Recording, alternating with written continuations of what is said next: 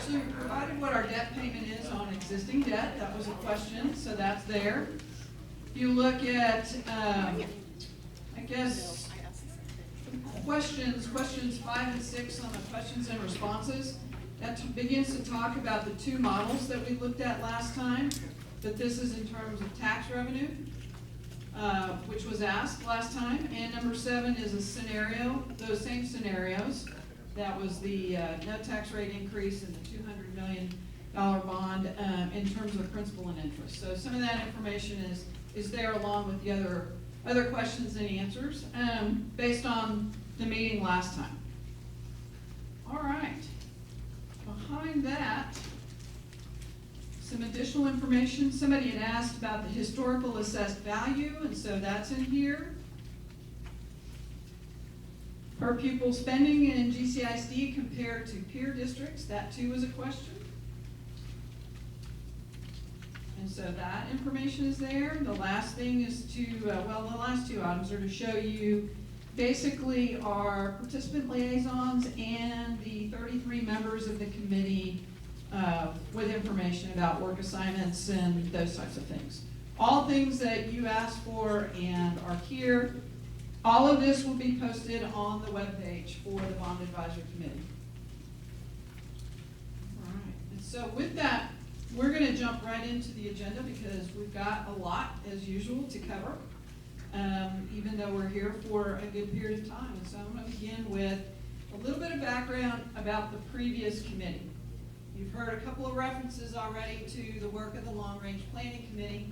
This is intended just to be a quick overview again, but to provide some context into what's coming to you. The main square I want you to focus on is the one in the middle. They met for about 3 months. They were divided into 4 subcommittees that are at the bottom of that square. So each of those subcommittees had kind of a specific focus, that being core academics and specialty instruction, then aging facilities and compliance items, support services, and then obviously extracurricular and aging conditions. And if you'll remember, I've said a couple times, they were looking at requests and recommendations that had come in from all over and looking at a 10-year facility plan. A lot of things really fell into kind of a 5 to 10 year look, but we've worked on that since then. Similar to you, they've received some presentations on things like previous bonds, school finance 101, because we're always building knowledge. They actually spent a little bit more time learning about the demographics and the changes in the enrollment in the students. And then similar to what you're going to experience beginning tonight, the next 2 meetings are presentations from instructional services and then technology and operational services, kind of listed the items or the departments and needs that are involved in each of those areas.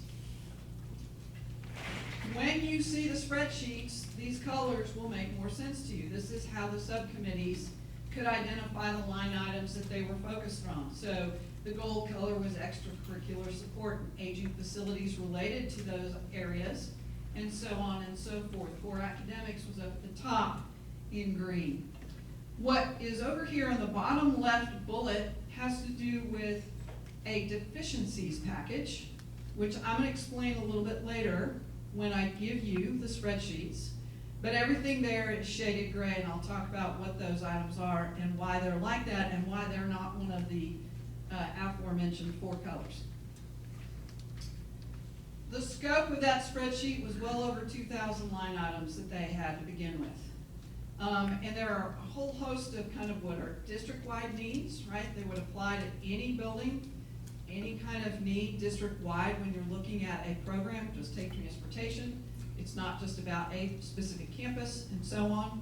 And on the left-hand side, trying to divide things up into the different facilities that we have in GCISD and the sites. This is what it begins to look like. You see the color coding now.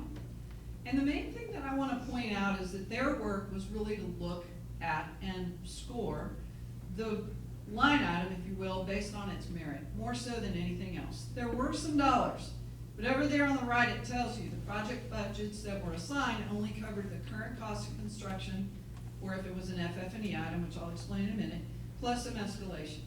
This did not include all of the costs that are associated with actually putting a project on the ground. There are things like inspections and plan reviews and things of that nature that would also go into those costs. It was to provide some order of magnitude relative to other things. Am I talking about a $20,000 item or a $2 million item? But it was really to provide some review, some score, if you will, relative to the merit of what was being asked for. Not, hey, anything and everything in the whole world, but begin to kind of lay that groundwork for this committee. And they understood that. That was just to lay the groundwork for this committee in terms of prioritizing things by another group of people outside of yourselves and outside of just district leadership or campus leaders and so forth. They used a rubric. I'm not sure how well that really worked in the end. It's probably something that we would revamp a little bit next time. But the main thing to understand is that when you're looking on the spreadsheet at the LRPC score, 0 meant next to no value, 5 for very important, right? So it was a 0 to 5 scale, with 5 being the highest score that any item could receive. So you're going to see things like 3.88, 4.13 to kind of distinguish, right, as we go through it. These are just quick highlights. Certainly by no means am I going to highlight everything that they looked at or kind of how they ranked them. But in terms of those things that rank the highest, right, I just told you the highest score is a 5. Those things between 4 and 5 look like this. The predetermined deficiency package is a big thing, and I'll speak to that. But you can just see there was just a handful of items that scored that highly. Replacing band equipment, looking at technology, and all of the things related to that, renovations and expansions, specific items there, campus renovation allowances, and then the last bullet, replacing 2 campuses, scored highly. Basically that message though is, we don't know exactly when the district's going to do this, but we feel like the district needs to start looking at this seriously because of the infrastructure and the deficiencies of either of those facilities. I think they would agree that Colleyville Middle School is in more of a need than a Dove. I will tell you that Colleyville Middle School has been talked about since the 2005 bond program. It's hard to want to take that on. And that is probably not going to fit into the picture for bond 1. It may be something that could be considered for bond 2, or it may have to be looked at further out into the future. Because right now, construction costs are very, very, very high and expensive. But that was a message just to say that these are the campuses we feel like need to be addressed in the near future, whenever that is. Items ranking a score of 4 to 4.5. Safety and security is always top of mind for most people. This is to maintain the things that the district already has, not to add or expand. I'll tell you that exterior LED lighting ranked pretty high. I know the gentleman that helped drive that conversation. I totally understand his thinking. If we can upgrade to LED lighting, we're going to reduce the electric bill for the district. That helps the M&O budget. The only problem is there is a lot of lighting, especially in this case it was talking about exterior lighting. And quite frankly, when you see it on the spreadsheet, you're going to see the thousands of dollars that are involved in doing that. The district's approach in the past has been when we get to a parking lot and we're having to do other things is the time to update those fixtures to LED. Not necessarily just go out and start replacing everything all at one time. There is a return on investment, but it's pretty far out there still, even when you're looking at that. And so even though, with all due respect to that committee, that ranked within the 4 and 4.5, if you were just asking me my personal opinion, I'd probably defer that to a bond 2 kind of conversation, because we're really limited bond 1, right? Bond 1 is supposed to be meeting the basic and fundamental needs of the district. So we're going to talk about what that looks like in terms of dollars here in a minute. So here are just some other items that I'm sure you've had a chance to look at as I've spoken. Lighting upgrades, relocating the Rise suite of classrooms at GMS is a big thing because they're on the 2nd floor. And those are the students that have the most difficulty getting around anywhere. I don't know what the thinking was, but I think we all agree now that it would be better for those students to be on the 1st floor. I don't know if that's something that we can afford now, but it's certainly something that we want to think about in the future. And so here's some other projects. At Dove, they have a secured vestibule, But it would be better for that campus if we could move the academic hallway that goes across the front of the campus to behind the office area with a redesign, so that we don't have to kind of do a stop and wait as people traverse one hallway with the people that are coming to get into the office to see maybe the principal or assistant principal, or they're coming for an art meeting and so on. You can see adding cameras, replacing buses in the bus GPS system, resurfacing tracks and tennis courts, right? It's just a myriad of things, right? You begin to see just the scale of what it is to operate a school district. And these are just the highlights. And then we did a quick interview of 3 spokespersons. So they were very hesitant when all of the work was concluded, and I said, you know, I'm gonna need some people to be spokespeople who are willing to speak to the process or whatever. And there were 3 that immediately signed up to do that. But honestly, with the limit of time that we have, I couldn't do the live interview portion. So I asked them the same questions. And I intentionally kind of wanted to ask them independently the same questions and see what kind of responses I would get from each of them. And so I'm going to share with you a little bit of their responses. All right, so question number 1 was, what were your thoughts or opinions about GCISD's facilities when you joined the Long Range Planning Committee? How did it evolve through the committee process? So spokesperson number 1 said, my opinions of GCISD's facilities changed quite a bit. Before serving, I didn't realize that we had roofs that leak, ACs that need to be upgraded, and other significant issues that need to be addressed so that our facilities could keep serving our students well, right? So we might be our own worst enemy, because if you don't know that about us, then we're repairing it, kind of keeping it going, but there are needs, right?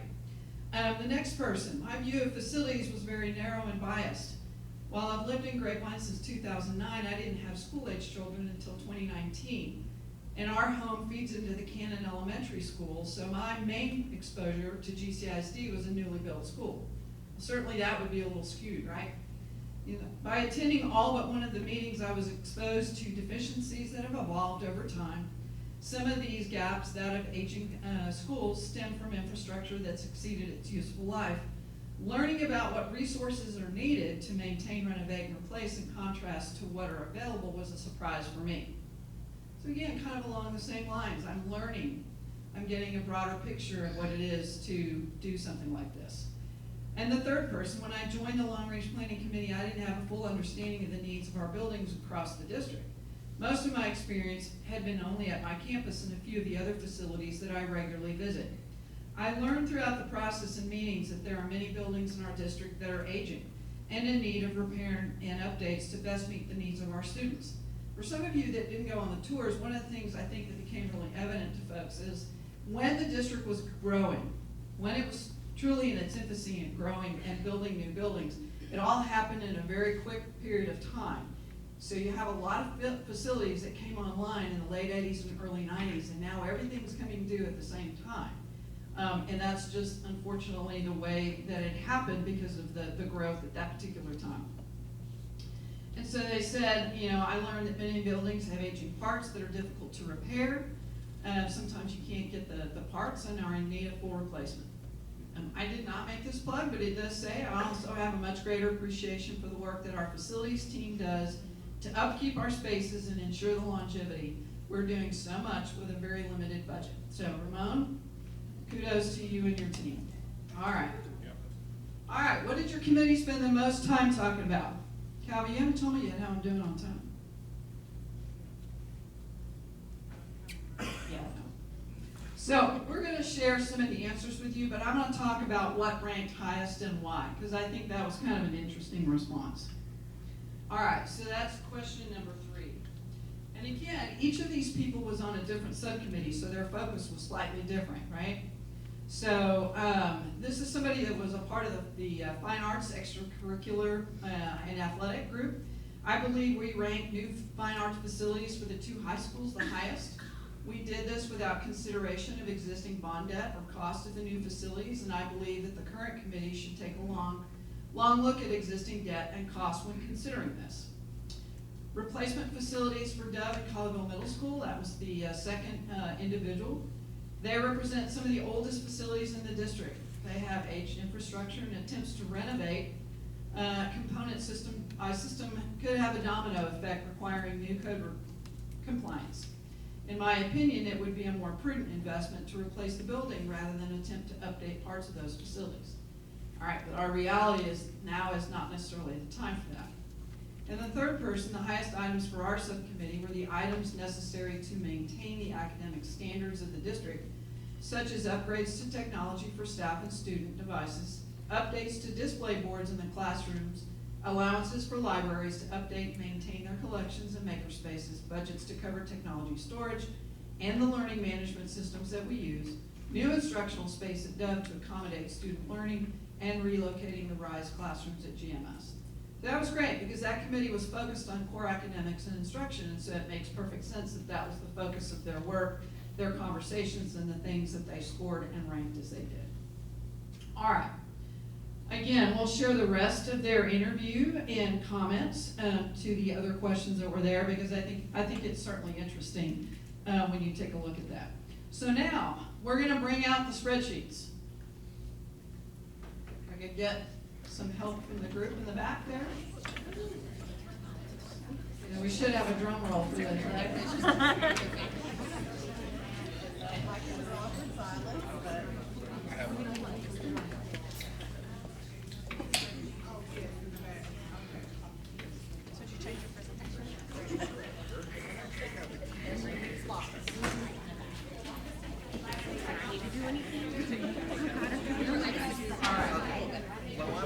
And what your table should be getting is a packet with some documents to explain the spreadsheet, along with the spreadsheet.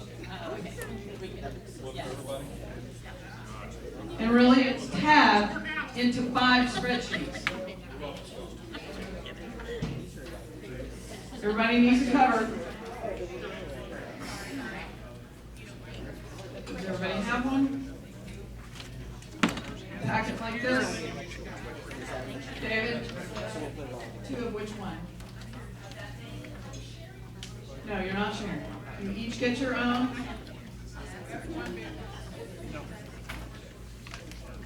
Two of these. Where are they? This, in my hand. The explanations.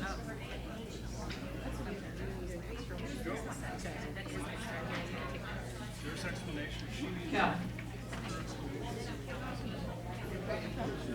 I know that these as well. We're missing a spreadsheet over here. Dave.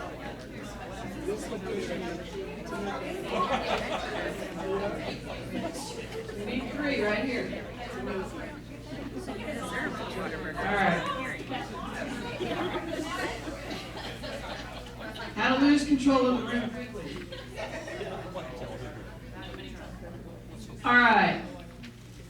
So the very first sheet that you have is just an overview and an explanation of the items that are there. So I already spoke to the prioritization by the Long Range Planning Committee, and now I'm going to tell you a little bit about the gray package.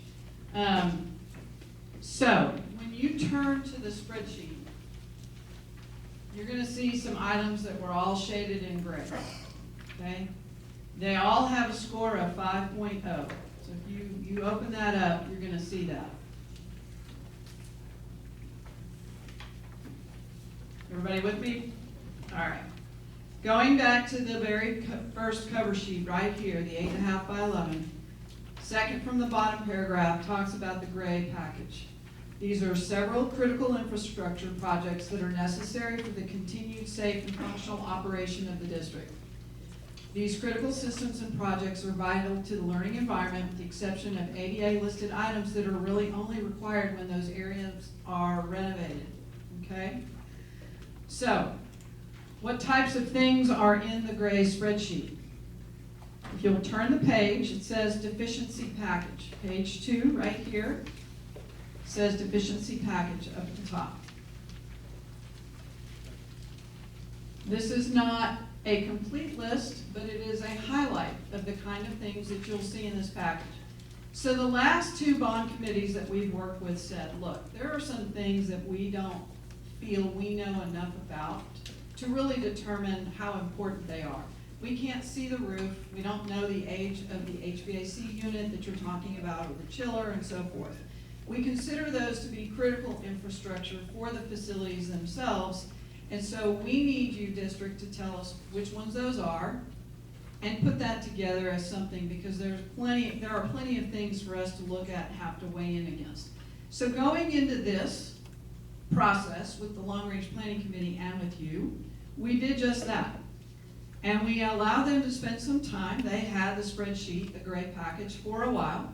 If they had any questions, anything they disagreed with, they were able to bring that forward for discussion.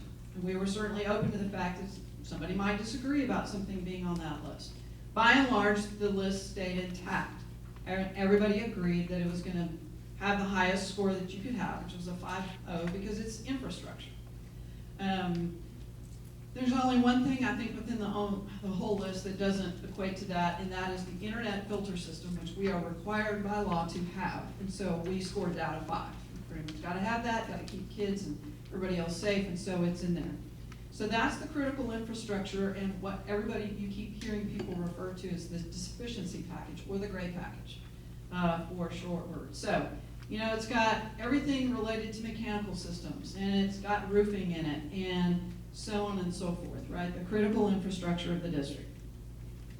Behind that sheet is then another one that says spreadsheet costs. People always want to know, well, what all is carried in this thing, and how did it go from this amount to that amount out to the far right? So when you're looking at that spreadsheet, you're going to see some unit costs, you're going to see estimated construction costs, you're going to see on the far right column something that says total project budget. And it's a much higher number. Well, the most important thing on the spreadsheet cost explain, all of it's important, but number 4 is really important.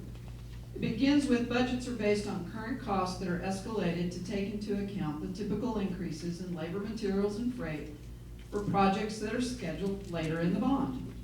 So what you're going to do in the first year of the bond doesn't need to carry as much escalation on pricing as what you're going to do towards the latter end of the bond. It tells you there the amount of escalation that's being carried for 2024, 25, and the percentages for the years following that. So what you're looking at is a cut of everything from 24 to 27. This is the package that you're looking at, the spreadsheet. Everything else about what costs are being carried and at what rates are included in here. And at the back, or the next page behind that, it says the value of the spreadsheet packages.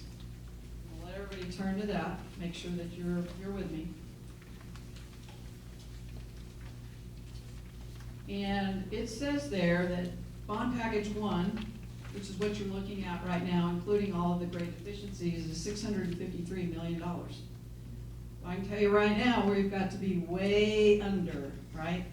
The work is to get closer to 150 to 175 million at the max, and then only justify anything else above that. So there's a lot of work to be done.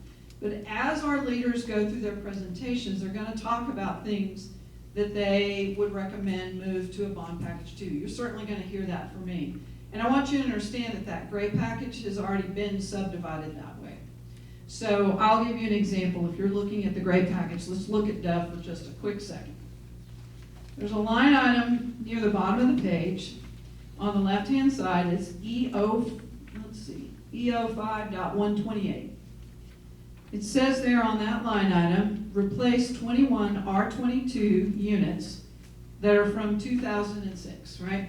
So they are 17 years old.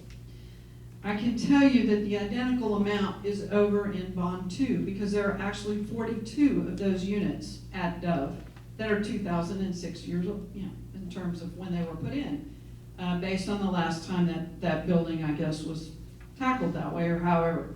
What you won't see in Dove is anything to do with roofing. Their roofing is in really great shape. There isn't any need to touch roofing at Dove until way after 2027. So that's been parked over in package 2, which you don't have. I'm just telling you ahead of time where that is, because eventually your work will go onto package 2. But there will be other schools that have roofing needs that are in 25 or 26, and so they're in this first package here. We go through that, all right? Yes, sir. I got a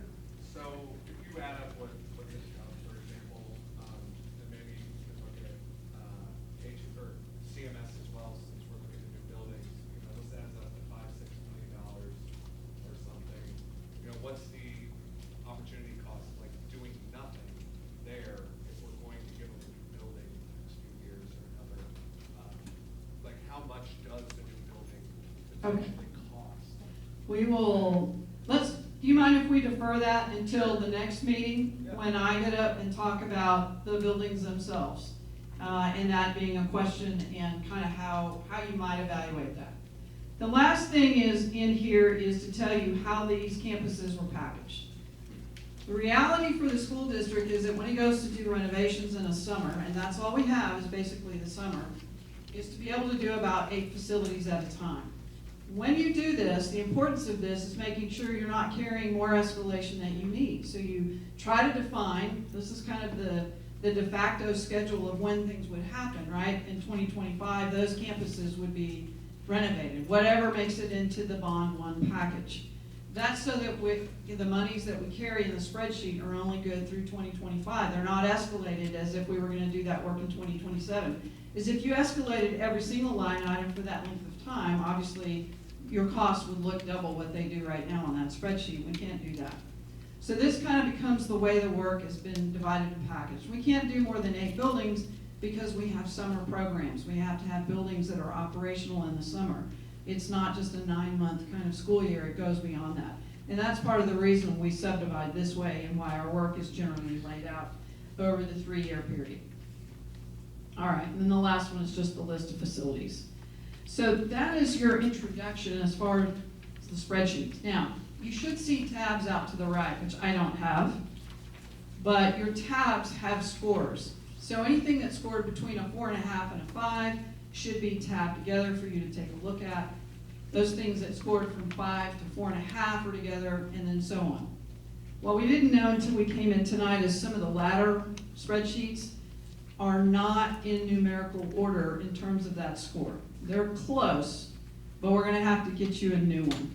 So I just want you to understand that. When you're looking at those that scored from a 3.0 to a 3.5, they may not be in the long-range planning committee score order. But you can see the scores. You'll see it there. You'll still have information. Because your work over the next couple of weeks is just to look at this stuff and become familiar with it. There might be things that right off the bat you say, I don't understand, I'm going to need more information, or I don't agree with this, I wouldn't put this anywhere, or, oh, this is kind of important to me, and so you might be asterisking some things. Now, what begins tonight are some of the district leaders coming to you and now talking to you and providing the context behind some of the things that you're going to see in the spreadsheet. That's important as they also try to tell you what the priorities are for Bond 1, and they kind of talk about, like myself, what you could consider putting in Bond 2.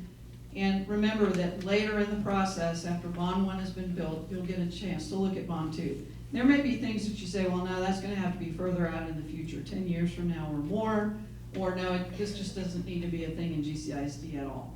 All right, so just because you park something over in Bond 2 doesn't mean that's it, we've agreed on anything. That's not the case. Our primary focus and work is what's going to be on the May 24 potential election. That information has to get to the board between now and December. And that's our work is Bond 1. And I know this looks daunting, and I'm going to tell you making the sausage is difficult and messy. But there will be a method to the madness when we come back. And we kind of chunk this out into first talking about the deficiencies, then we'll talk about technology, we'll kind of go through similar type items. When you start really having some quiet time to look at this spreadsheet, you're going to find a lot of common things and themes. You'll begin to develop a rhythm. All right? The first thing that we will ask you to look at is everything that's listed in gray. That's the critical infrastructure. If there's anything you have a question about, anything that you disagree with, anything that you feel like we should defer, we're going to ask you to tell us that once you start working in your table groups, right? And if not, if you agree with all of that and feel all of that needs to go forward in some fashion, then we'll talk about that as well. So you know right off the bat, that's the first thing that we're going to spend a lot of time on when we really let you start working on the spreadsheet. Any questions before I turn it over to Dr. Shiver?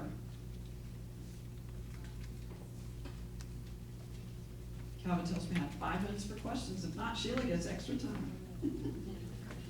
I know, right now it's like, what is all this stuff you just put in front of me? It's a whole lot of paperwork. Those of you that asked for it digitally, we're going to send you the file digitally, so you'll have a chance to look at it. What I will tell you, you can't look at that on your phone. If it's a small laptop, you're gonna be blind.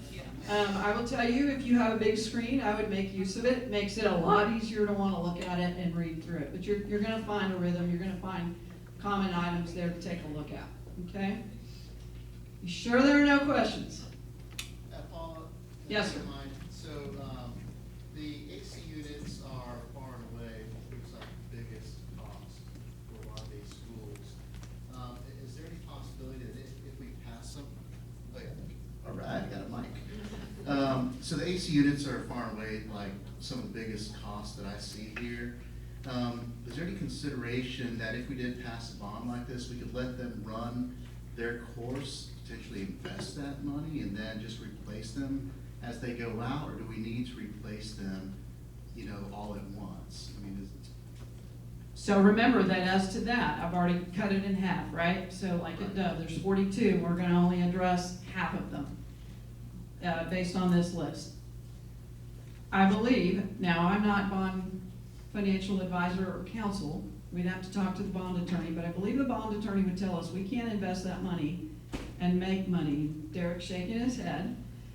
And remember, if I'm a school in 2025, I'm only being given enough money to get it done by 2025, hoping that your bid is somewhere in late 24, early 25, sets the price, and I'm in budget. If I were to defer and try to do some of them later, I would probably need to carry some additional escalated cost, increasing the cost of that AC unit, if I'm gonna wait until 2027 when it finally runs its course. It's more efficient when we have the contractor swing the crane once and set all of the units, when we're talking rooftop units. Chillers are a different story, right? But when it comes to rooftop units, swing that so that we're not paying every time to bring something out. So there are lots of ways you could look at it. But that's part of the reason that we've divided it up into the years that I showed you, so that we're only carrying enough escalation to the point where we are going to get a bid and set the price so it can't go up on us. Okay, that's a great question. Anyone else? Dr. Shiver, do you have a microphone? Welcome, Dr. Shiver, Chief Academics Officer. She's gonna do your presentation. All right, good evening. I'm excited to visit with you this evening, mostly because we're going to get to talk about the students and the needs of the students, and really the heart of what we do. And I will tell you right up front, that is what excites me. So we have, this is gonna make me sound a lot better. Thank you. All right, so when we really talk about what our presentations have been about, very important, the finance, the structures, we've talked a lot about that, and you've got some spreadsheets with a lot of stuff on there. All of that is to support the learning in our students across the district, and that's what we're gonna focus on tonight, and that's what I get really excited about. So you're going to hear from myself and Dr. Holly Ray here in just a little bit. I'm going to begin by building some background around our students and their needs, because in order to really talk about the educational spaces and what we need to do in the educational spaces, we need to know our students. And who serves our students? Our staff. We have right at 2,000 staff members this year. This is current data. Professional staff there you see right at about 1,300, and that is broken out into teachers and other. Other are any professionals that support the learning on campuses and across the district that are not actually assigned as a classroom teacher. Myself, I would be in the 278 number there.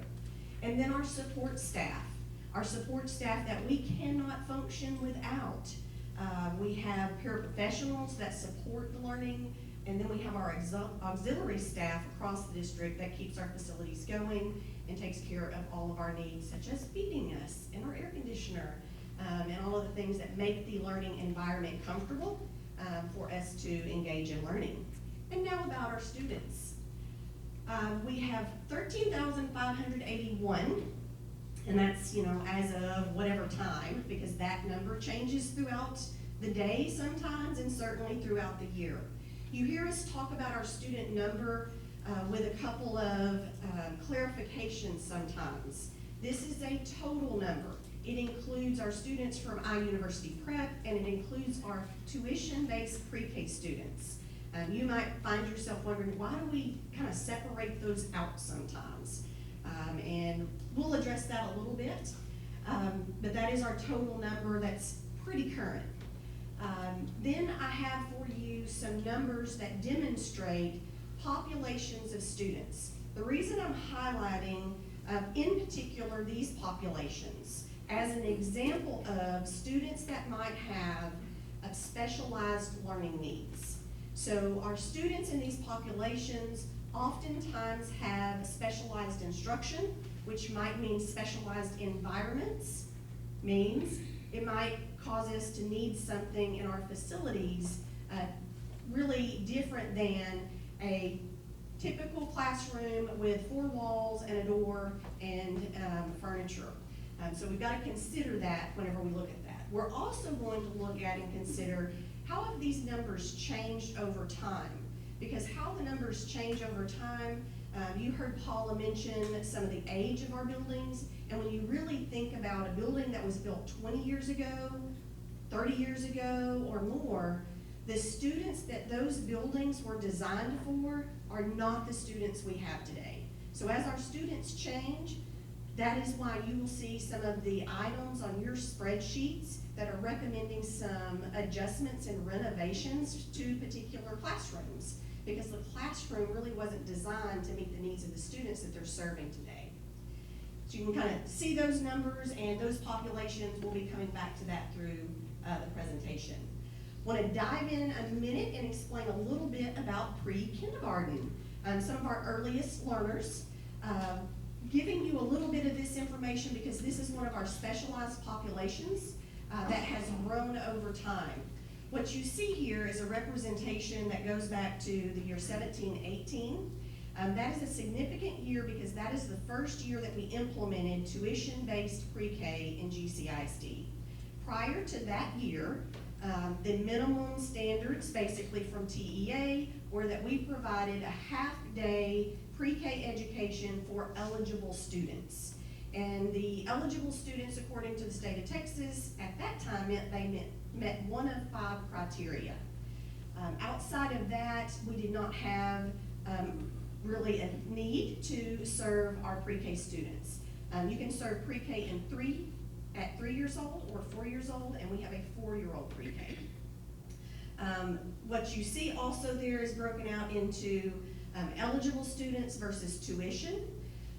We really progressed in our pre-K program at a faster rate than the state of Texas to recognize how important and valuable it is to have a full day of pre-K for our youngest learners. The amount of vocabulary and development that happens at that age is so critical. So we, when we implemented our tuition-based pre-K, we went to a full day well before the state required that. Our tuition-based, we do not separate these classes. We have a GCISD pre-K, and in each of our classes are represented students that may be attending because they're eligible, and they may be attending because they pay tuition.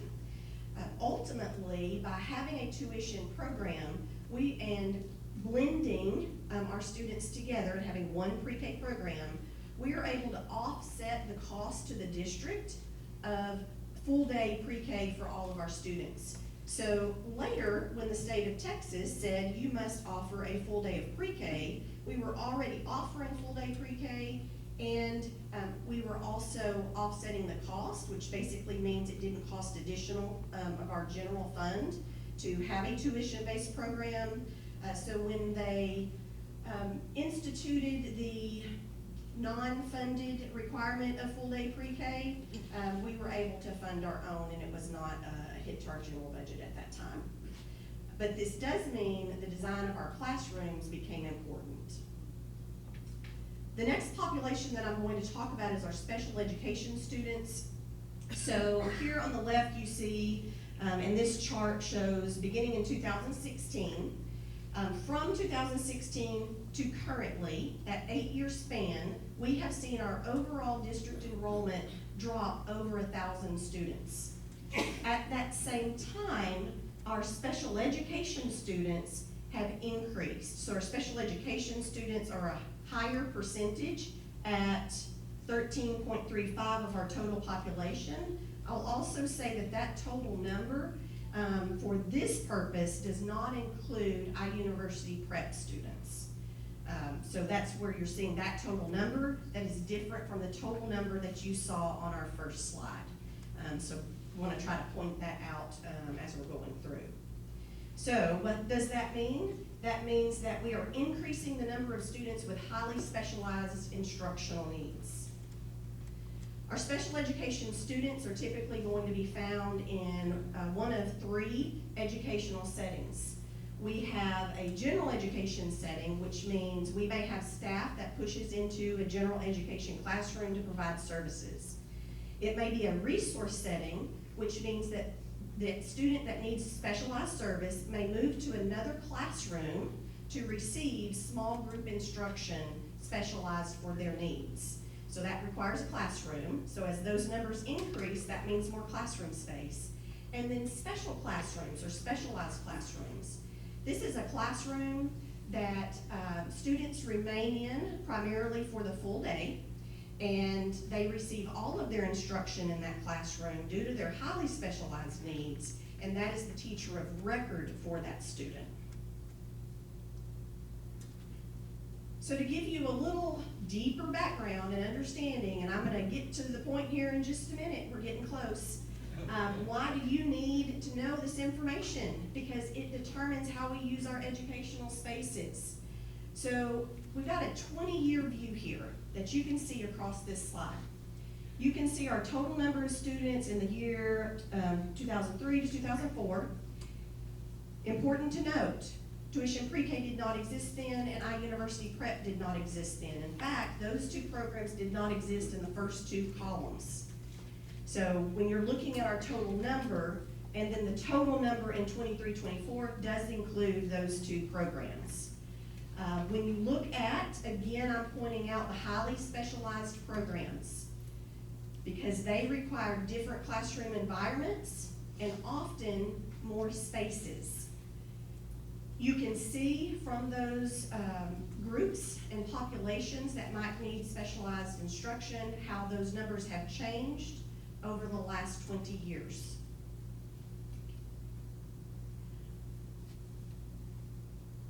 All right, so some of you may have been sitting in a prior presentation and heard that our student enrollment is declining.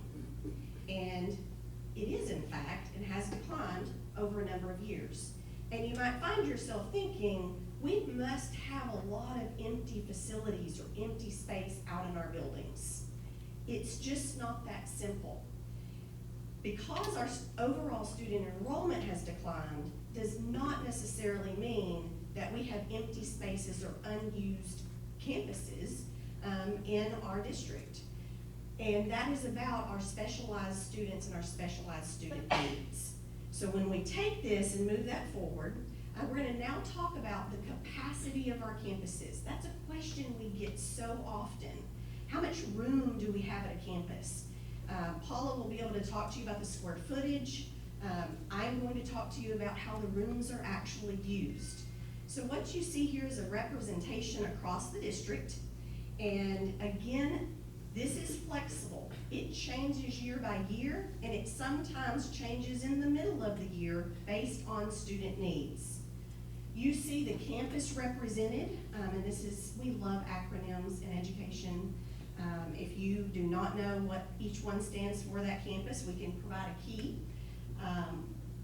The number of classrooms column, that is the number of rooms that are currently being used in that building for a homeroom. A teacher that is the teacher of record teaches that group of students. At the elementary, that might be one teacher and 22 kids, and they're in that room all day long. That is their learning environment. It may mean a science teacher at the middle school that has 7 sections of science through the day. So that is a full-time in-use classroom for a teacher and student of record for our general ed classes. Then you have the column for special education. This is the number of classrooms that are for specialized learning, specifically for students that qualify for special education services. So you saw on the numbers earlier, that might be a resource room where students coming in and out of that room in small groups throughout the day to receive their specialized instruction. It may be a highly specialized classroom, such as a medically fragile classroom that certain students are eligible for, and they remain in that classroom all day long with that teacher and the staff that supports them for their specialized needs. Then that may also mean a therapy room, physical therapy, that a student receives services, a speech classroom. Then you've got the column for specialized instruction, not what I've just described in special education. That might be a room where students receive dyslexia services, GT, a reading intervention class, specials, that's what we call elementary art, music, I think we've got gyms as well. The gym is not included in this number, a science lab. The next line are other rooms. What are other rooms? They can kind of take on, that might actually be where the counselor office is out of and also has small group instruction. It may be where our IT specialist for the campus houses, where they work on our devices through the day. It may be where our SRO is housed. It may also be a computer lab, and you might ask, why is a computer lab in other and not here? We do not actually, because we are a one-to-one district, we don't have computer labs on every campus anymore. So that's why I put it in that. Typically, if a campus has a computer lab still, it is for a specialized purpose. And then you've got the column not in use. That's not really not in use. I promise you, those rooms are being used for something. They might be storage. They may be a room that is used for small group assessment. All of those rooms, I promise you, are used during state assessment because we have to break kids out into small groups and particular groups to give those assessments. So this gives you an idea around our campus capacity. I think you can understand why did we need to build the background around our student needs in order to understand how our buildings are being used. All right, so what do we need and what might we consider for our bond conversation? I want to recognize the 2016 bond. In that bond, there were funds dedicated to improving our engaging learning environments. And some of those things included classroom technology. It included updating our furniture to flexible seating, and a redesign of our libraries to learning commons are just a few of the things that really addressed our engaging learning environments. Because of the work in the 2016 bond, there's not as much that you're going to see on your sheets about the classroom, the individual classrooms. What will you see on your sheets that you're looking at to consider for package 1? So that would be support services schools allowance. Well, what in the world does that mean? We can thank the Long Range Facilities Committee. When they started with their, and I don't know if Paula didn't say how many number of pages the original spreadsheets were. As I recall, it was something like 15,463 pages. I'm exaggerating just a little bit. It seemed like that much.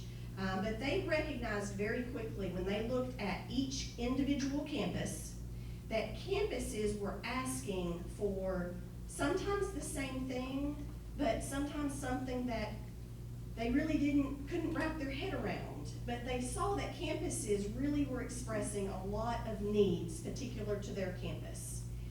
One of the committees recommended that for the committee that really did not understand how these spaces were being used on the campus, to prioritize which one should happen first really didn't make a lot of sense.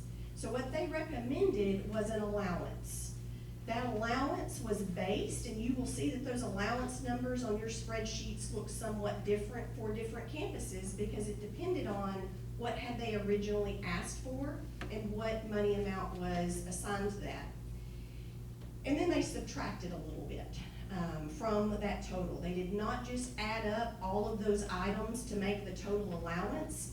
They considered what we're really able to do. You will also see a library update allowance. Our Learning Commons were updated in the 2016 bond. You can do a little math to say, hey, some of the furniture that was purchased at that time, if we're using it every day, might be ready to replace. So we are at that cycle where some of our things, even from the 2016 bond, may need to be considered for replacement. And also in the library update, that's going to include resources, books, but the libraries are not just about books. There are also other resources that are for learning that are part of our Learning Commons that would include. Update and replace furniture. How is that line different? We replaced our furniture in every classroom across the district from the 2016 bond. Again, everyday wear and tear. We have some items that are ready to be replaced, and that's what that item is about. And then one of the special programs that we've talked about, and ECSD is our special education early childhood program. The classes for our ECSD have about doubled really in the last few years, and the specialized needs for the furniture in those classrooms as addressed in that line item. We're going to shift to talk about professional development. In order for our students to receive highly engaging instruction, we have to make sure that we are supporting our staff to know how to do that and support all of our staff in their roles and responsibilities, and that's our professional development that we reference. You saw the staff numbers on the first slide. We're talking about 2,000 people that we need to keep up their support and training. What we will do, so what kind of training do we do? New to GCISD staff, PD related to state and federal programs. Ongoing best practice. What are our expectations for instruction in the classroom? That's part of what we're talking about in PD. So we are in the PDEC, the Professional Development Education Center. Interestingly, this is a description of what really is in this building. The red number indicates how many rooms are dedicated to that item. So in the Professional Development Education Center, we have 3 spaces that are primarily used for professional development. And the rest of the building are all of these other things. It is the primary landing spot for a big portion of our special education department. 25 staff members, they take 7 areas, that's what the number indicates, 7 basically rooms that have been converted into office space. Those 25 people do not stay in this building all of the time. They primarily serve our campuses and out on campus, but they do need a landing space for work that's not happening in the classroom. Our nutrition department, Julie houses out here, and they have, in case maybe everybody knows this used to be the old Colleyville Elementary campus. So we reference the nutrition department is kind of where the old office area was for their offices, and the kitchen area that is still here because this was the cafeteria. Bridges Accelerated Learning. This is an alternative high school option in our district. They have 13 classrooms plus other stuff, offices, conference rooms that might be associated with an actual campus, because they are. Alternative Disciplinary Learning Center, we call that VISTA. They have 6 classrooms plus other areas. And then there's some storage space within this building. Also, so if we only have 3 rooms here to do professional development, where else are we doing our professional development? All across the district. We sometimes use campuses. Campus spaces get tricky. Can't really use them while the children are here. And then there are also, most of our campus spaces were designed for children, not necessarily adult learning. We also use community spaces. We have several community organizations that allow us to use their spaces. Sometimes that's at a cost, and sometimes it's at a community benefit. So we have several spaces around the community that we will lean into when we run out of spaces to use. And then in the administration building, we also have several rooms that are used for professional development and meeting spaces. The numbers in red tell you about how many people we can fit in those spaces. I will tell you that Panther Den, where you are sitting, we say holds about 150. We onboard about 200 new employees every year, and we put them in this room, no matter what that number says right there, because this is our room that is designed for that. So I've already talked a little bit about how these spaces are used. What I want to go into and share is that it's not always for training of teachers and staff. We hold our District Excellence Committee meetings, our SHAC meetings. We use really every space available for state testing. Our campus, iUniversity Prep, which is virtual, they are virtual except when they must take state assessments. And they must be in person to do those. And pretty much this space becomes unavailable during that testing season in order to reserve it for them. We also have preschool and private school testing that takes place, and Bridges student recognition, that's our stage right there. So there's all kinds of uses for what are really our adult spaces through the building. And I have heard actually through the summer, the look for what space can I have my meeting or my professional development. I have heard it referenced as the Hunger Games, and can attest to it. Sometimes it is very difficult to get a space to hold the professional learning or the training or the meeting that you need to have. Challenges that we have. I will say that when we are holding a training, we actually want to model, as a teacher, we want to model what we're asking our staff to do in the classroom. Our professional learning spaces are really not designed for us to model to you and to our teachers what we would want them to do in the classroom. So just being an engaging learning environment is a challenge. Sound and technology, if we're going to model what we expect in the classroom, having the tools, the technological tools that our teachers have in the classroom is a real benefit in the professional learning areas. I note here that sometimes they're not available for testing. And then our furniture. So this room, out of the professional development places that I note here, this room has new furniture. Our other professional development areas do not have new furniture. And that would be kind of definitely a package one consideration. Maybe, I think this is the only room that actually has tables with wheels. And when you are sometimes changing the configuration of a room at noon so that the group is flipping and we have a different training in the afternoon, something like that is really critical for that. So you will see on your spreadsheet, and I want to say that it was emphasized up here earlier if you were reading the screen, what are our needs in the professional development area? Something that came forward, I mentioned the furniture and technology. If we're going to consider package one and a minimum, get these areas to a place where we are able to really carry out what we need to, that would be the minimum. What you will see on the line item when you're looking through your worksheets will be really a reference to a renovation of the professional learning spaces, redesigned to create more engaging environments, and make the spaces adaptable for different group sizes. What that might mean is actually recreating this room such that maybe there is a divider here that could split this into 4 different rooms at the same time, and 4 trainings could happen at the same time. In the event the technology and furniture did not land in package 1, we would absolutely need to consider it for package 2.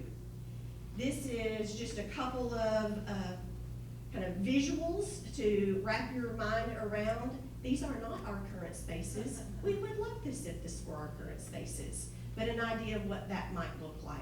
Flexible furniture that can be moved to meet the needs of the group that we're serving, breakout rooms, the technology that is similar to what we have in the classroom so that we can model engaging with adults the same way that we want to engage with students. All right, so professional learning, definitely a need, and you will see that in your spreadsheet. Transitioning now to early learning in GCISD. This is another item that you will see when you are perusing those spreadsheets. So I'm going to extend some of the background that I've already talked about just a little bit. Early learning, what am I referring to? Primarily, I'm talking about 3 different opportunities for early learning. I've talked about pre-kindergarten, early childhood special education, that is ECSE because we like our acronyms. We have what's called Child Find, and from the age of 3, we are to work to identify students that may have specialized learning needs and place them in the appropriate instruction. And then you see Early Childhood Development Center. We call that the ECDC. The ECDC is actually a child care for our employees. That is on Heritage Avenue, and that child care is really, it's at capacity every year. We have talked, as long as I've worked in the district, about the idea, could we possibly have an ECDC2? We've looked at how we could expand that. This is what we call an enterprise fund. It pays for itself because the employees that leave their children there pay a tuition for that, and then that pays for the cost of supporting that program. Talked a little bit about pre-K and how we have expanded it. So in the year 13-14, this was when we only had it on 3 campuses. We met the minimum requirements of the state and had eligible students in half-day classes. I have last year's number up here. We were at approximately 400 students, 20 classroom sections on 9 different campuses. So from 13-14, we were basically using about 4 classrooms to 20 classrooms. So that's kind of why we don't have empty spaces when our total enrollment has decreased. An example of that specialized instruction. Early childhood and special education. In 16-17, we had about 26 kids in half-day classes on 3 campuses. We have seen this number really explode in the past 3 years. This is also a number that grows every day through the year. Right now, we have about 44 kids. Last year, at the beginning of the year, we had about 40 kids. By the end of the year, we had almost 90 students. And these students have highly specialized needs, meaning they don't go in a class that's 22-1. So they have smaller class sizes in order to meet the needs of those students. And that is 8 classrooms over 5 campuses. These are students that are 3 and 4 years old. When the state required us to go to a full-day pre-K, that also meant that we had to provide a like educational opportunity for students with disability. So if our 4-year-old pre-K class goes full day, we must also offer full day for our students in the ECSE, which means that you can no longer have a half-day class and use the same room for the other half-day of the class. You're using that classroom all day long for that set of students. The other thing that I will note about pre-K and ECSE, we've taken whatever room was available. There wasn't a wing that existed for early childhood because the buildings were built 20, 30 years ago. So if there was a room available in the 4th grade hall, guess what? That's now a pre-K classroom.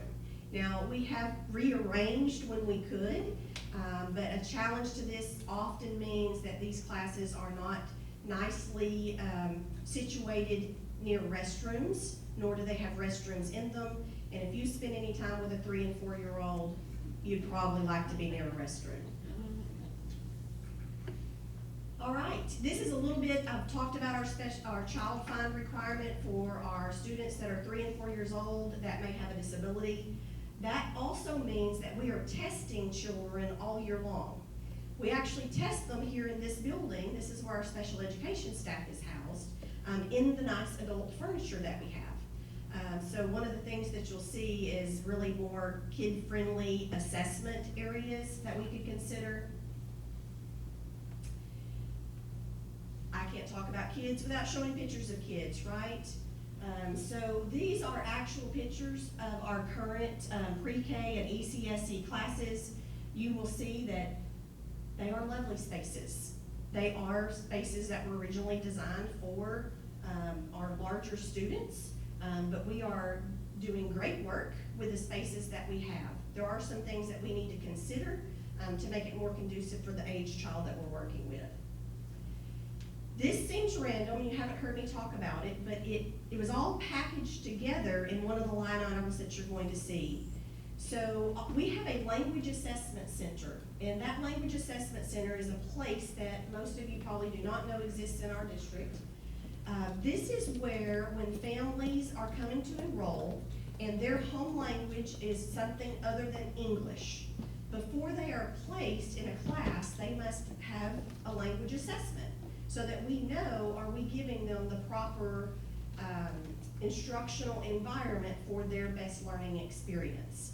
It also is where I mentioned eligible students for pre-K. One of the eligibility marks for a pre-K student is a need for language. So this language assessment center actually are the first place. More than 300 of our beginning families with us, their first experience in GCISD is at the Language Acquisition Center. And there it is.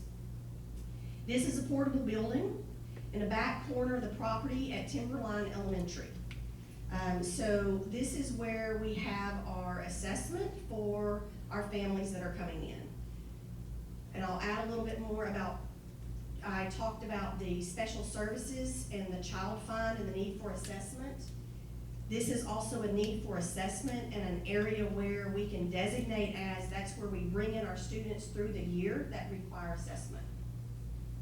So our prioritized needs for early learning, furniture and resources, this would be consideration for package 1, making sure that our classrooms have appropriate sized furniture to meet their needs.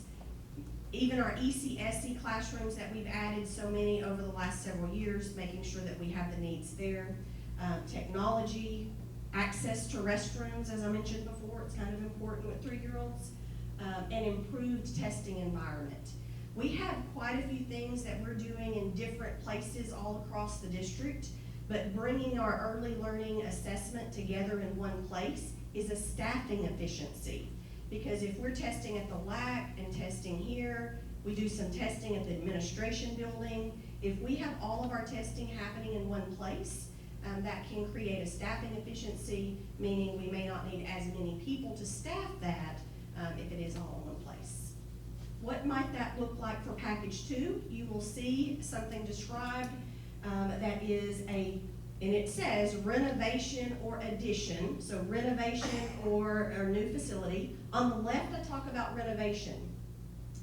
And that would be changing rooms that already exist or adding a wing to a building that already exists. What's the benefit of that? That means you don't have to recreate common spaces like kitchens and libraries and cafeterias and things such as that. We would look for a minimum of 8 classrooms. This would allow us to bring together early learning, add additional sections for our ECDC, our child care, 3-year-olds. It would allow us to bring our ECSE classrooms to a central location, which would create staffing efficiencies. If we have ECSE classes on 8 different campuses across the district, they all must be staffed to serve those students. When you bring all of those needs together, then that lessens the need for staff there. Also, I have 2 asterisks in an area That means revenue generating, because if we have any programs that are paying tuition, like a 4-year-old pre-K, on this addition, then that can generate revenue. Could consider adding a 3-year-old pre-K, which is something that we do not do, that would benefit the district because it would allow us and give us an opportunity for our 3-year-old GCISD students to also be with non-disabled peers, which is not an option we have for our students right now. New facility comes with its risk, or other items, because you've got to consider all the things that you need, and that's item 2, if you're not adding on to an existing building or renovating. This certainly is an area, one of the things that was talked about is the space here that's available really along in this property. Could that be a freestanding building where we already have property to meet the needs? What would that do for us? It would allow additional classrooms, which means more consideration for some of those things, items that are revenue generating. Shared a lot of information with you about what seems like a lot of random things. You will see these represented in different areas on your worksheets as you're going through that. Again, these are needs that are really specifically for instructional needs of the students. So that's where you see the background on that. Here's a few pictures of what an early learning center might look like, and you can kind of compare that to the pictures that you saw before, which are not necessarily what our current classrooms look like. We'll transition now to Stephanie Speaks, our Director of Career and Technical Education. I just got a 25-minute warning. So we'll go through this fairly quickly. Welcome everybody, I'm excited to be here tonight to kind of talk a little bit about our career and technical education programming that we have here in GCISD. Let's go the right way. So some of you may know what CTE is, some of you may not. So just to kind of give you a little bit of background, our goal is to work with students that are on the other end of the spectrum from early learning and working with our middle school and high school students to prepare for what life looks like after high school, whether that's going into a 4-year college or university, a trade school, or going straight into the workforce. This is something that we are very passionate about because how many of you know somebody or are in the workforce currently? Everybody, right? So our job is to help kids get ready for that. So some of the things that we are able to offer with our current programming that we have in place is industry-based certifications. This is a part of accountability that comes into play when we are talking with our accountability in the school districts, not just for the district as a whole, but also for the individual high school campuses as well. Post-secondary certifications, and then also with Collegiate Academy, the associate degree opportunities that we can provide. The great thing about CTE is we create a product, which is students that are now marketable, not just to go into the workforce, but also to be competitive when they're looking at colleges and universities. If I'm a student that graduates with a certification as a certified medical assistant and my goal is to become a nurse or a doctor, I may actually stand out on a college application because now I have something that other students may not have had that opportunity for. We serve currently about a little over 3,700 students from 7th to 12th grade, with 10 national career clusters and 24 programs of study. This is what we currently offer.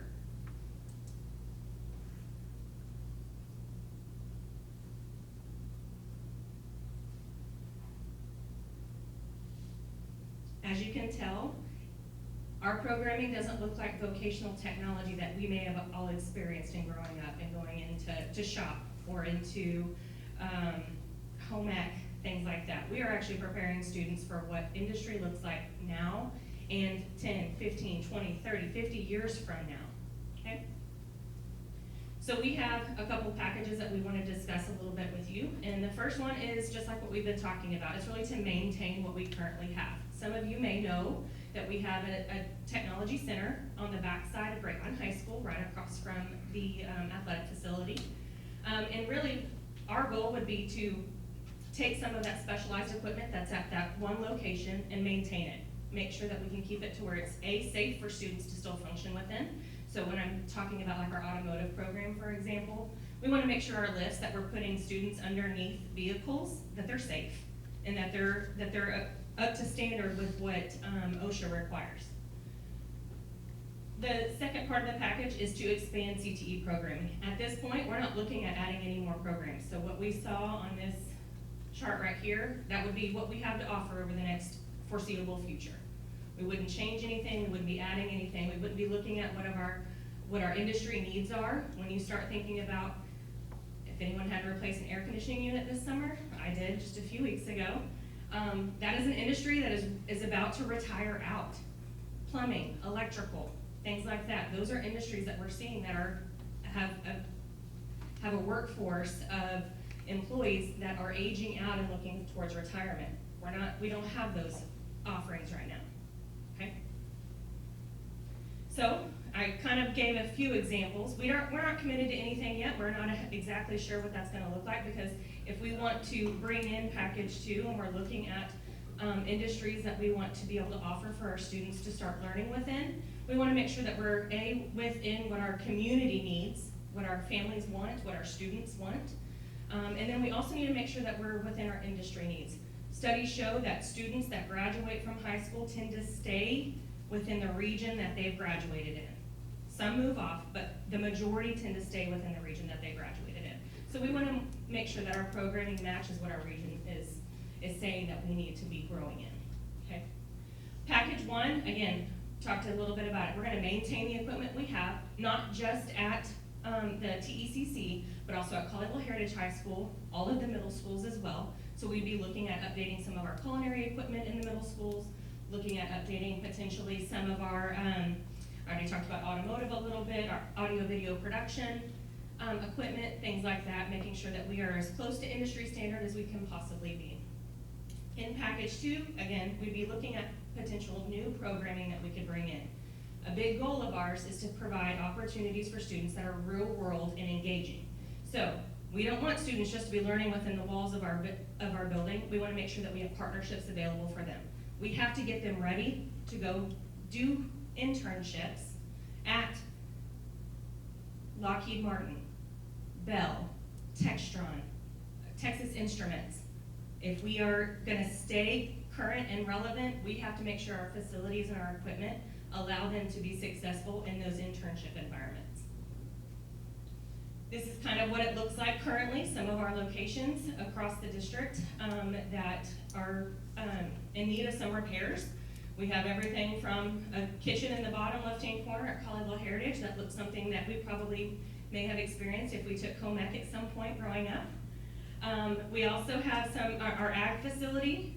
Pieces of it have been updated, but then there's other pieces that we have not had any updates to it. And that's a safety piece just for making sure our animals are safe, but also our students as well. Package 2, like I talked about, is bringing in new programming and looking at what that could look like. So you can see that possibilities are endless. We don't know what that's going to look like, because again, if we end up being able to go on this route with package number 2, we will be getting that feedback from our industry experts that we work with, as well as our community and students. All right, it was short and sweet. Any questions that I can answer before? No questions. We'll ask them. We're going to maximize our time. So I just want to say thank you so much to Stephanie. She is a brand new director here of CTE, and we're so grateful that she stepped up tonight to just lead us through this. So thank you very much for that, Stephanie. As we all know how important the learning is, from all the way from the classroom to CTE, to fine arts and athletics, because all of those make up the whole experience of our children in school. And we want to offer them every opportunity in every way. And so as we begin to look through the GCISD Fine Arts and Elementary Specials, and I'll just remind you of what that is if you've not had an elementary student in a while, that is music, art, and PE. And so you'll see some of those things referenced in here. So first of all, as we begin to look at some of the upgrades, maintenance that we need, we will start out with the elementary stages. As you know, elementary school, we tend to pack out. all of those performances, right? So whether it's a choir performance, whether they are doing a play on the stage, it is such a key piece of the elementary experience. And so we are looking to upgrade 10 elementary stages with LED lighting. The incandescent lighting that we currently have that you see a lot of times on stages, that lighting is really going out of service. The manufacturers, it's much more difficult to order those parts. And so we want to move to that LED lighting. We want to upgrade the sound system because every parent wants to be able to hear their child when they sing or speak on the stage. And then replace the stage curtains and rigging where needed. And you'll just see that there is a lot of wear and tear on elementary school stages because there's practice up there. There are things that happen during lunch, all sorts of things. And so we want to begin that upgrading process. For our elementary gyms, we want to be able to address those gym floors where needed. That we know that there are some issues that are bubbling up, and so we want to be able to address those gym floors. And then for PE and fine arts allotments, really what that refers to is the maintenance and the upkeep and upgrading things that we need for our PE and our fine arts. So this might be anything for instruments or chairs, all sorts of things that we need for our students. So as we move on to middle school and elementary theater stages, we also know how important that is for them because this is where they're beginning to make decisions about how they are going to spend their time. They are starting to choose what they enjoy. There are so many options available at middle school. So they're starting to think about theater and band and athletics and all of those options that we provide them, which is the purpose of middle school. And so we want to update the curtains there, again, update the LED lighting and sound systems to include boards and computers for lighting and sound applications. In high school, and perhaps even here, we have that opportunity where we begin teaching students about how to use these boards, and because they become technicians for us later on.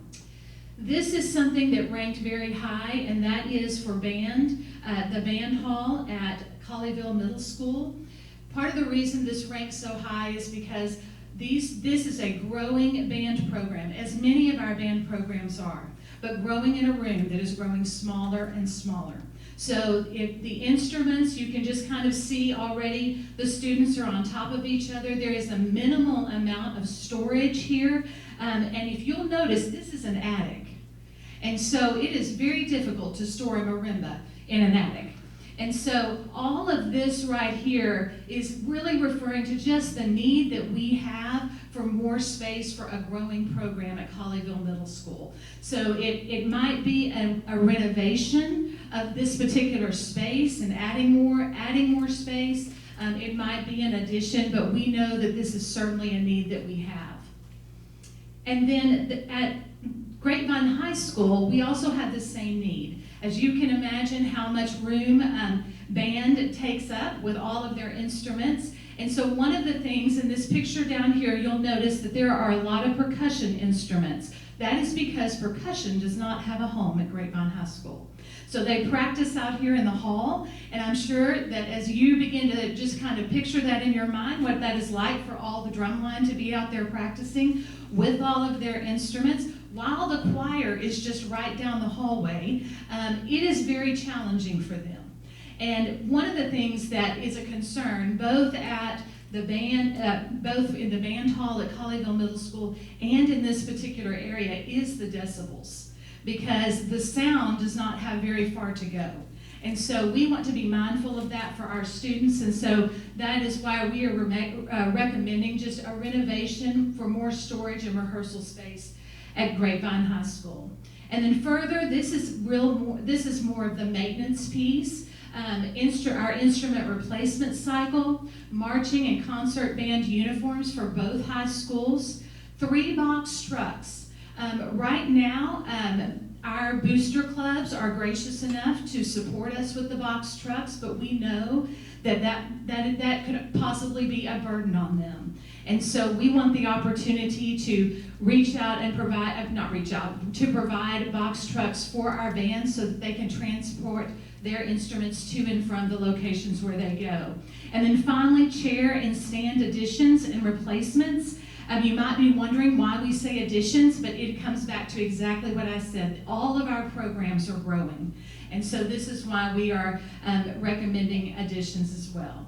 For choir, it would be our concert uniforms for both high schools and each middle school. And again, choir is growing, so chair and stand additions and replacements. And then dance, drill team uniforms for both the high schools, for both of the high school drill teams.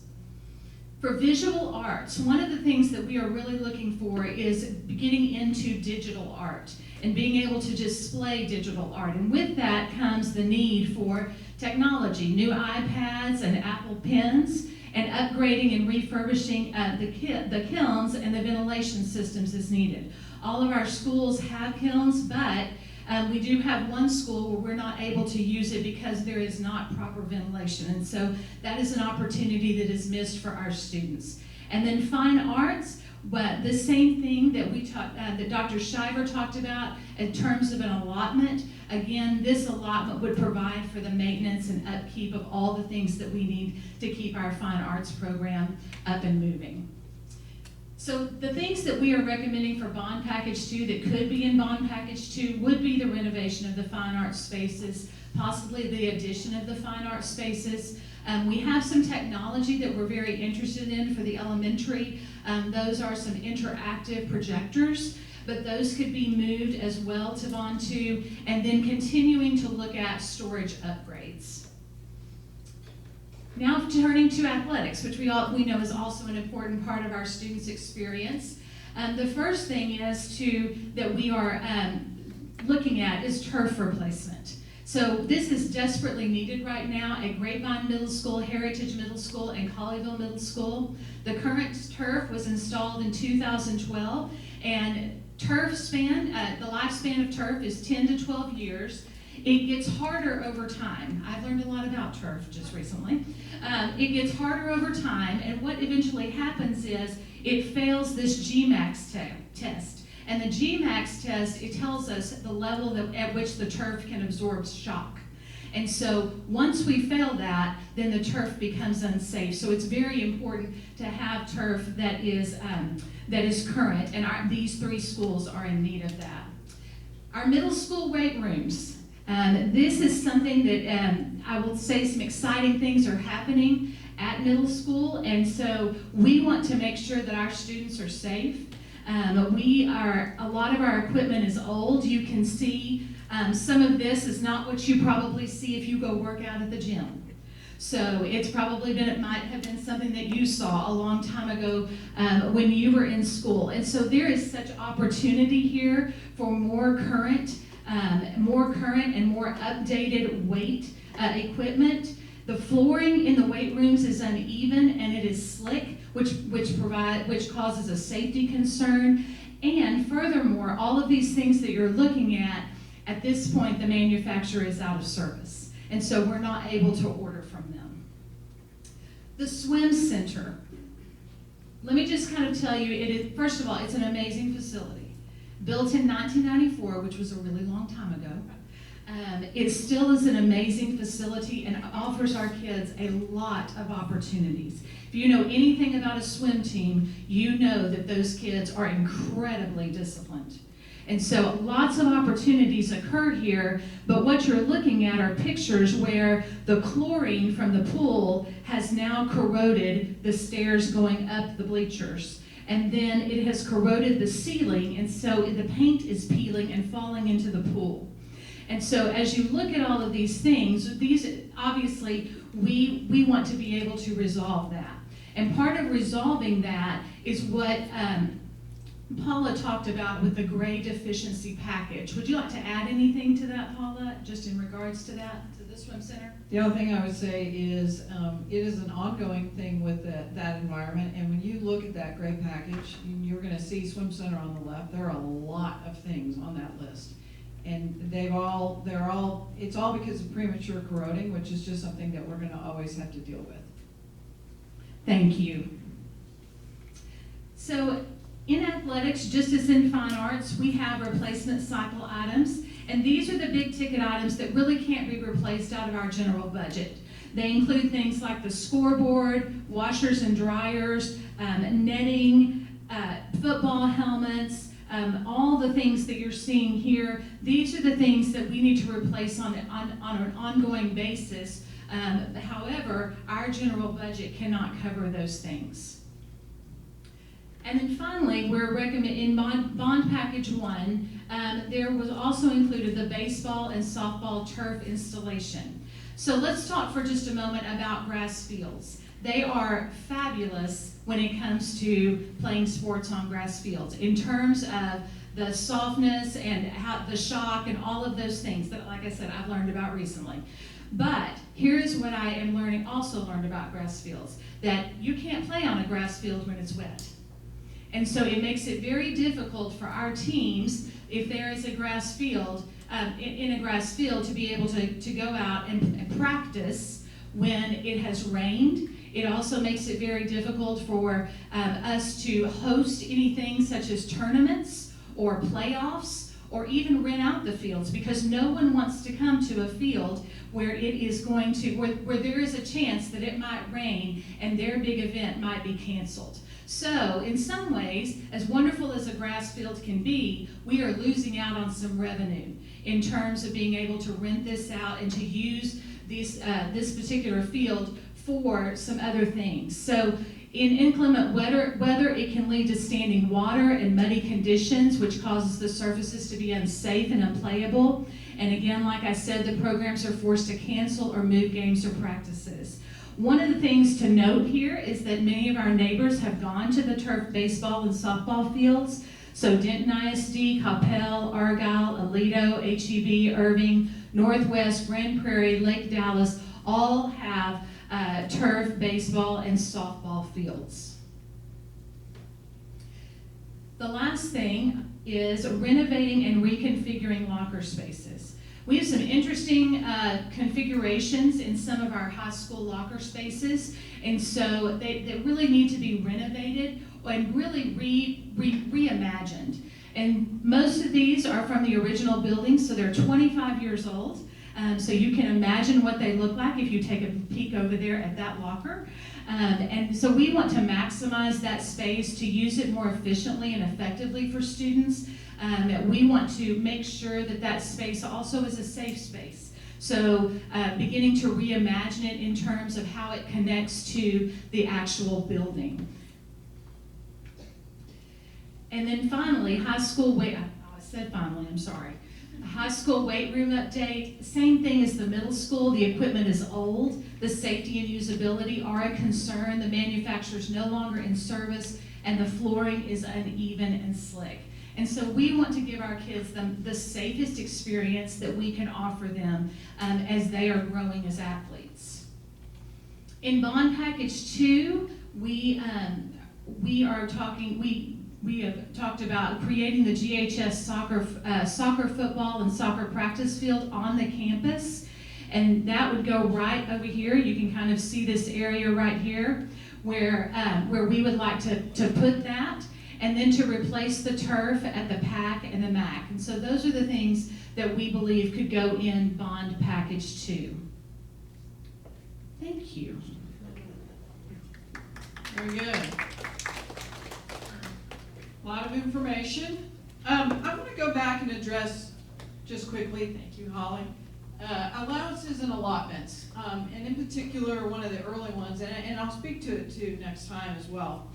But there were a variety of items that maybe a campus listed. It could have been everything from non-classroom furniture replacement because it's broken, to we would like to take down a wall to enlarge a space, to make more room for students, or it might have been the opposite. We'd like to build a wall and subdivide a space to be able to convert it into 2 spaces instead of 1. So it was a wide variety of items. And as she alluded to, Dr. Schreiber did earlier, they felt like it was really hard to kind of grade between those things. And what they really felt like they wanted to do was provide flexibility to the campus principal when the time came, knowing full well that they weren't going to be able to give them everything, and that most of those things probably didn't stand a chance of making it into a bond package. They really, as she said, kind of took what was there made a reduction of about 20%, and then converted that into a single line, an allowance, if you will, and recommended that that allowance be there so that it was something that the campus principal would be able to make use of and actually be the person to make the decision about what was more needed than something else, right? Here are all the things you wanted. You're not going to be able to get everything, but maybe it's more important and maybe it's more prudent at the time, whether it be 2025 or 2026, for you and the campus, depending on what's going on, to make the decision about how you're going to spend those monies. Might be part of a renovation. It may have just been needing to replace certain equipment and those types of things. So that's really how they approach some of those allowances. And they did that for some of our departments as well. So when you heard Stephanie talk about CTE, there was an allotment there, again, to address the programming needs as those are changing as you can. Same thing whether it be for the grounds department. They said, look, we can't make decisions among all of these different things that the grounds department might need to replace in terms of equipment. So if they made some reductions in terms of overall, said here's an allowance that we'd like to have considered, and allow the department and those people leading it to make the decisions about what was most important at that time, knowing that you can't have everything. So I just wanted to clarify a little bit more about allowances. I hope that makes some sense. You have a question about that? Yeah, I was just wondering then, what are the allowances paid? How are you tracking what students spend on allowance? So that's a great question. And what I will tell you is we've maintained the original list that led to the creation of that allowance. And so we, as a district, are able to go back and say, well, here are the things that were requested at that time.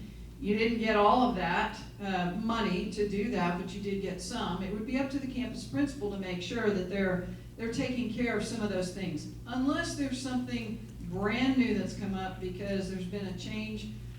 Maybe we've moved a class into that campus that has not existed before, as we're shifting where programs are at times, okay? Any other questions about that? All right, do you know what your homework is between now and our next time on September 28th? What are you going to focus in on? Gray. It's the driest stuff you're ever going to read. It's much better when you get into the color-coded items, but it's really important stuff. It's overhead, it's behind the walls, it's underground, and it's a lot about air conditioning and mechanical systems. So yes, that, and then I want you in those color sheets to start looking for the items that are technology related.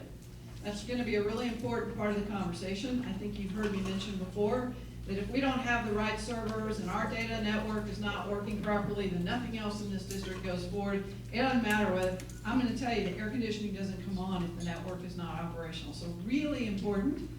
So I always highlight that about Kyle and everything related to technology, really important for what we do in the classroom as well as how everything else functions, right? Even our vehicles, they're full of lots of little computers now. And to really get them diagnosed, you have to take them in, and they plug them into a bigger computer to tell you what's wrong, right? So things have really changed. You can't just get under the hood and tinker yourself as much as you used to be able to, which is kind of sad. All right, what's in that bond package amounts to $650 million, an astronomical number that we as a school district cannot afford. Our bonding capacity won't allow it. The board is giving you a charge to meet the most basic and fundamental needs of the district, and that's what we're going to do. That's what our work is going to be. I kind of threw out a couple of numbers, and nobody questioned me. I want to make sure you heard me. Our work is to try to get to about 150, maybe as high as 175. Anything beyond that with a lot of justification. Do you remember what scenario 1 was from last week? How much could the district do in a bond package for no tax rate increase? Somebody said it. $113 million. So 150 must represent what? Some type of an increase. I don't know if that's palatable enough. But we'll know a little bit better here at the end of the month as our tax rate gets set. If we look a little bit more at values, some of that may be adjusted. And if you'll remember, Mr. McLaughlin said that once you kind of put things together, he would come back and he would show you kind of the effect of some of those things. I think when you start looking at the gray package alone, you're going to see it's $107 million by itself. That's the reason I've kind of established that other baseline. because we're gonna have to have some capacity for other things. You've gotta replace, as an example, some of the equipment that they showed you. Perhaps it's a school bus, a series of school buses, so that we have safe transportation for kids. Those are the kind of things that you're gonna be kind of looking through and weighing through. Any questions before I let you go? How am I doing on time, Kel? Oh, we're ahead of time. That's excellent. Because it's dark now. We haven't done the fallback thing yet, right? So, any other questions? So, Paul, the things Holly was talking about, that was not the gray package, that's the other stuff. Outside of the swim center, most of what she spoke to is not in the gray package. You're gonna see a lot of items for that swim center that are in there. Okay? Because since 1994, it's been in a highly chlorinated environment, and it's just not good. To be truthful with you, last week I got an alarmed call on a Friday night about a pump that pretty much was about to catch on fire. Brave soul went in there and shut that down and a few other things, and then we were hoping and praying we could actually get the part that would fit it, because it was from 1994. I don't know how they found it. Something that was similar, that they promised would work.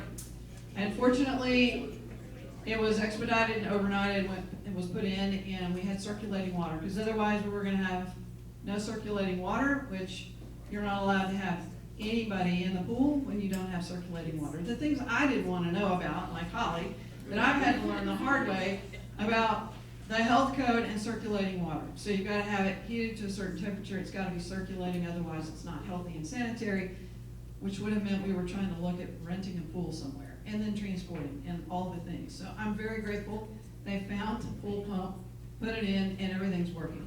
It's wonderful when it goes off that way. Those are kind of the fun things that we walk into every time. And it seems like it's always Friday afternoon. I don't understand that, but it does. All right, you've been really patient. Thank you so much. We'll see you on September 28th. Enjoy your spreadsheets.